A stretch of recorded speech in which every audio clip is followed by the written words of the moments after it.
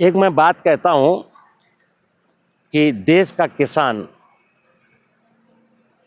शकुनियों के साथ जुआ खेलना बंद कर दे।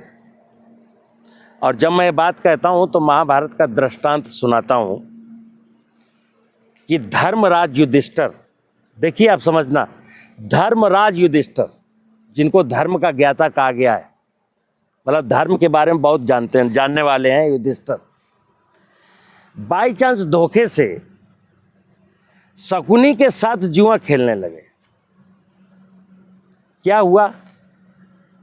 हालांकि दुर्योधन और शकुनी दो लोग थे, लेकिन मेन पांसा कौन फेंक रहा था? शकुनी। शकुनी को इतना गजब आइडिया था कि जितने नंबर चाहिए उतने ही नंबर आते थे।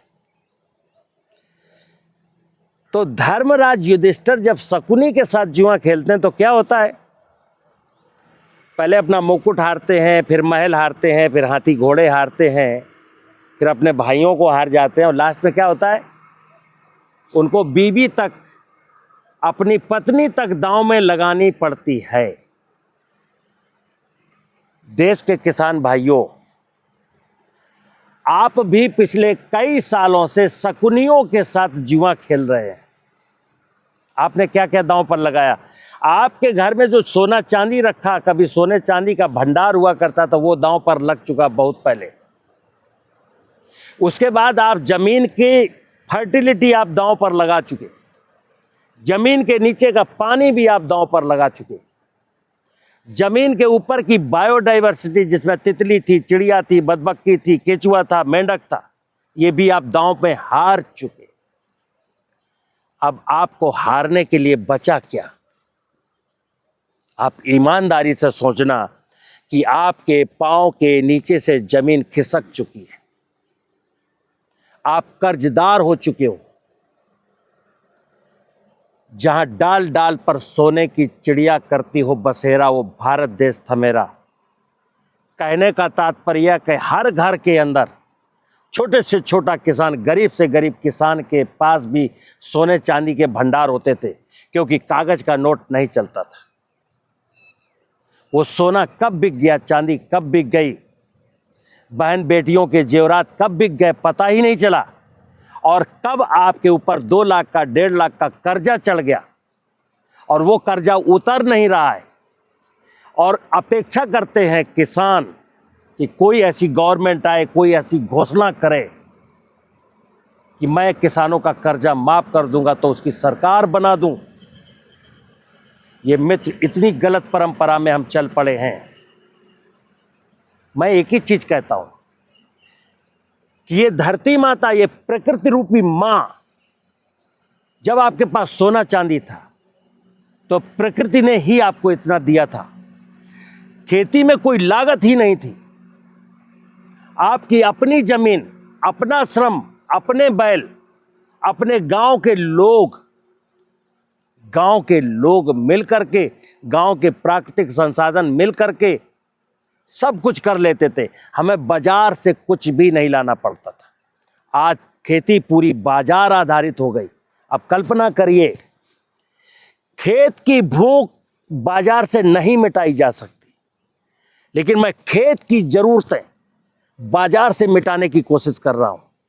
बाजार कभी खेत का पेट नहीं भर सकता। और जो हुआ है वो क्या हुआ है? बाजार में रासायनिक उर्वरक मिले, बाजार में रासायनिक कीटनाशक मिले, फफूंदनाशक मिले, खरपतवारनाशक मिले, बाजार ने कृषि यंत्र दिए, मैकेनाइजेशन में। ट्रैक्टर ने आपकी जमीन की फिजिकल प्रॉपर्टीज को डिस्ट्रॉय किया। मिट्टी कॉम्पैक्ट हो गई, वर्षा का पानी नीचे नहीं जाता। फर्टिलाइजर ने भी भौतिक जो उसके गुण थे उनको नष्ट किया। जो कीटनाशक, फफूंदनाशक, खरपतवारनाशक थे, इन्होंने जमीन के बायोलॉजिकल गुण खराब कर दिए। और लास्ट में रासायनिक गुणों का हिरास तो होना ही था, जो हो गया। और हम आज भी जुआ बंद नहीं कर रहे हैं। मैं एक ही चीज कहता हूं देश के किसानों से, हर व्यक्ति जो भी पढ़ लिख गया, गांव का किसान का बेटा जब कारपोरेट सेक्टर में चला गया या वो सरकारी सेवा में आ गया, तो वो धन कमाना चाहता है। और धन कमाने के लिए बाजार क्या है? किसान। चूंकि एक हमारा कृषि प्रधान देश है, यहाँ सबसे ज़्यादा आबादी किसान परिवारों की है। तो किसान को लालच दो कि तुम्हारा मटर इतना पैदा होगा, तुम्हारा गेहूं इतना पैदा होगा, तुम्हारी सब्जी इतनी ज़्यादा पैदा होगी। तो हाइब्रिड बीज आप खरीदते हो, ये शकुनी बेच रहे हैं। जो केमिकल खरीदते हो ये भी शकुनियों का काम है। जो मैकेनाइजेशन, इसमें भी शकुनी लगे। किसी को मेरी बात बुरी भी लग सकती है, लेकिन मैं उनसे भी अनुरोध करता हूं जो शकुनी बने हैं। लास्ट में क्या हुआ था? महाभारत के आखिरी में क्या हुआ था? दुर्योधन का पूरा खानदान मारा गया था। तो ये कोई ना सोचे, शकुनी भी ये ना सोचे कि आप जीत जाएंगे। किसान जब हारेगा, प्रकृति जब हारेगी तो किसान हारेगा, और किसान जब हारेगा तो शकुनी भी हारेगा। यहां बचने वाला कोई नहीं है। आज हम भोजन के नाम पर जहर खा रहे हैं। हिंदुस्तान के लोग 5 लाख करोड़ रुपए का पेस्टिसाइड अपने गटक लेते हैं पेट के अंदर, पानी के माध्यम से, एयर के माध्यम से, भोजन के माध्यम से। मैं देश के किसानों से अनुरोध करता हूं कि आपको जुआ खेलना है तो प्रकृति के साथ खेलिए। प्रकृति, धरती, ये जो धरती माता है, इसके साथ जब आप बैठ करके जुआ खेलेंगे, ये कभी आपको हारने नहीं देगी।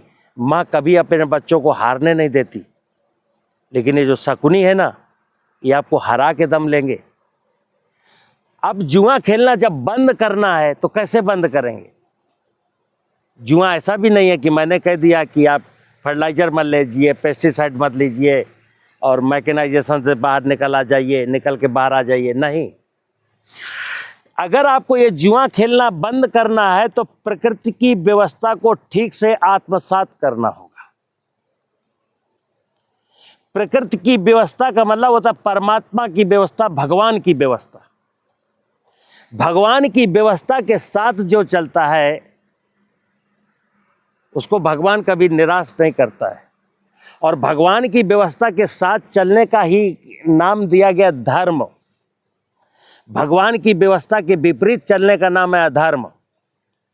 तो ये सारे शकुनी अधार्मिक हैं, ये अधर्म कर रहे हैं। और इन्होंने अधर्म फिर आप किसानों को भी सिखाया कि तुम भी जमीन के साथ अधर्म करो, बायोडाइवर्सिटी के साथ अधर्म करो, जमीन के नीचे के पानी के साथ अधर्म करो। जमीन के नीचे का पानी लूटना, जमीन की फर्टिलिटी लूटना, चिड़िया मर जाए, केंचुआ मर जाए, मेंढक मर जाए, सब लोग मर जाएं, ये अधर्म नहीं है। तो ये परमात्मा की या प्रकृति की या भगवान की व्यवस्था के खिलाफ जाने का नाम ही है धर्म। आज मैं धर्म की एक परिभाषा और बता देता हूं। प्रकृति की, परमात्मा की, भगवान की व्यवस्था के साथ परस्परता में जीना और उस व्यवस्था को उत्तरोत्तर उन्नति की ओर ले जाने का नाम ही धर्म है। मंदिर में घंटी बजाने का नाम धर्म नहीं है, रामायण पढ़ने का नाम धर्म नहीं है। धर्म, ये रामायण या गीता, औरों के हित जो जीता है, औरों के हित जो मरता है, उसका हर आंसू रामायण, प्रत्येक कर्म ही गीता है। तो परमात्मा ने इंसान से कहा है, हे पुत्र, मैंने एक खूबसूरत प्रकृति तुझे सौंपी है, तू इस प्रकृति रूपी बगिया का माली है। माली बन के जो रहेगा वो धार्मिक है। जो माली बन के रहेगा वो धार्मिक है। जो माली बन के रहेगा उसका कल्याण होगा। जो माली का काम करेगा उसको भगवान कभी निराश नहीं करेगा। और जो इस प्रकृति रूपी बगिया को लूटेगा, वो चाहे किसान हो, चाहे नेता हो, अभिनेता हो, ठेकेदार हो या शकुनी हो, इन सब का भगवान भला नहीं करेगा। अधार्मिक लोग हैं, इनको नरक में ही जाना पड़ेगा। और अगला जब जन्म होगा, अगर आप वेदों की मानते हैं, तो जो करके जाओगे उसी के अनुसार आपको अगला रिप्लेसमेंट मिलने वाला है। तो मैं प्रकृति के साथ अच्छा करूं। और खेती, किसान एक ऐसा व्यक्ति है, किसान एक ऐसा समाज है, किसान एक ऐसा समूह है जो विशुद्ध रूप से धार्मिक हुआ करता था। जो अपने खेत की सुरक्षा करता था, खेत की मेड़ की सुरक्षा करता था, बरसात का पानी रोकता था, खेत की मेड़ पर पेड़ लगाता था, चिड़ियाँ पलती थी, मेंढक पलता था, गांव में जलाशय होते थे। इन शकुनियों ने हमको यहाँ तक लाके खड़ा किया। तो मैं अक्सर कहता हूँ कि आप शकुनियों के साथ जुआ खेलना बंद कर दीजिए, आप हारते हारते चले जाएंगे और अब आपके पास दांव लगाने के लिए कुछ बचा नहीं मित्र। दुर्योधन जैसा कहीं हाल ना हो जाए। नमस्कार।